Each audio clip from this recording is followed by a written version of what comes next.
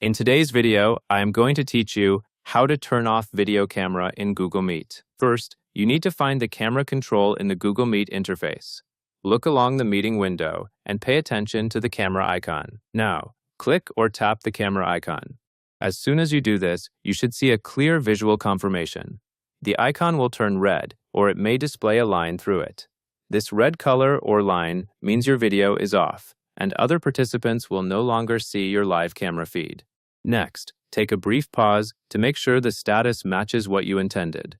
If the camera icon is red or crossed out, then your video camera is properly disabled. You may also notice that your own video preview becomes blank or no longer updates, depending on your device settings.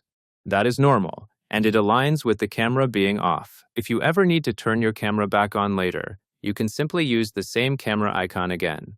Clicking or tapping it once more will switch your video back on, and the icon will revert to its active appearance. That covers everything you need to know.